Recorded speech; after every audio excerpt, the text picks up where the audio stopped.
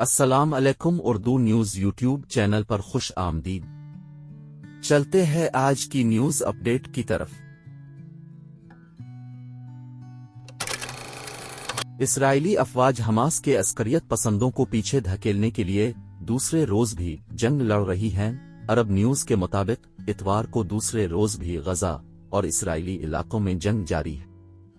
سنیچر کو غزہ کا محاصرہ توڑتے ہوئے حماس کے عسکریت پسندوں نے قریبی اسرائیلی آبادیوں پر اچانک حملہ کر دیا تھا، جس کے بعد اسرائیل نے غزہ کی شہری آبادی پر بمباری کر کے متعدد عمارتوں کو ملبے کا ڈھیر بنا دیا تھا۔ اس دوران اسرائیل کے وزیر اعظم نیتن یاہو نے اعلان کیا کہ ان کا ملک حالت جنگ میں ہے۔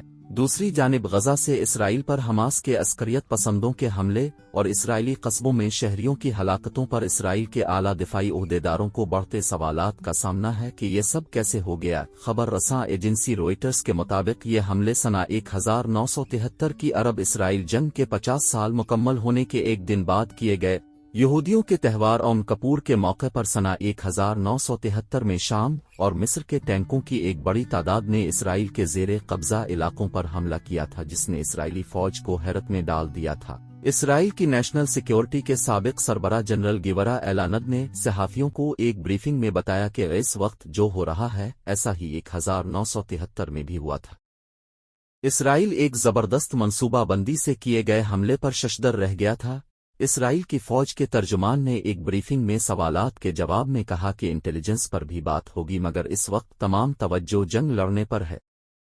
ہم اس پر بھی بات کریں گے جب ہمیں اس پر بات کرنے کی ضرورت ہوگی۔ اسرائیل کی حکومت حماس میں برسن اقتدار حماس کو اپنا سب سے بڑا دشمن سمجھتی ہے، تاہم سنہ 2021 میں 10 روزہ جنگ کے دوران غزہ میں بڑے پیمانے پر تباہی پھیلانے کے بعد اسرائیلی حکام نے چاروں طرف سے محاصرے میں گھرے غزہ کے شہریوں کے لیے گاجر اور ڈنڈے کی حکمت عملی اپنا رکھی تھی۔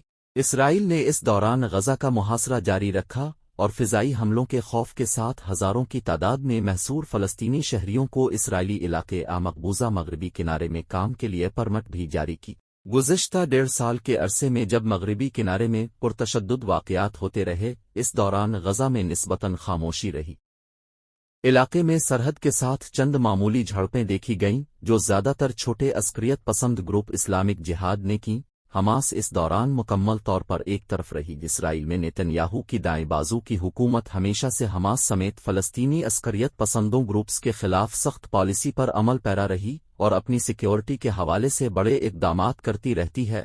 حماس سنہ 2007 سے غزہ میں برسن اقتدار ہے۔ جب وقت آیا تو اسرائیلی انٹیلیجنس اور سیکیورٹی کے اقدامات ناکام ہو گئے اور سرحد پر حفاظتی باڑ کو توڑتے ہوئے حماس کے سینکڑوں عسکریت پسند قصبوں میں پھیل گئے۔ مشرق وسطی کے لیے امریکی حکومت کے سابق ڈپٹی نیشنل انٹیلیجنس افسر جوناتھن پینیکوف نے کہا کہ یہ انٹیلیجنس کی ناکامی ہے، یہ اس کے علاوہ کچھ بھی نہیں۔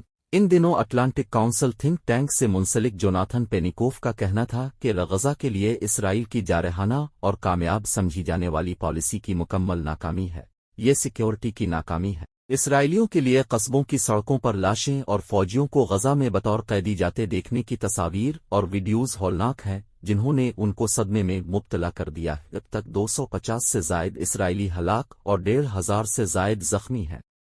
یہ کسی بھی جنگ میں ایک دن میں اسرائیلیوں کے مارے جانے یا زخمی ہونے کی سب سے بڑی تعداد ہے۔ اسرائیل کی فوج کو بھی بڑا نقصان پہنچا ہے اور فلسطینی عسکریت پسندوں نے متعدد کمانڈروں سمیت درجنوں کو یرغمال بنانے کا دعویٰ کیا ہے۔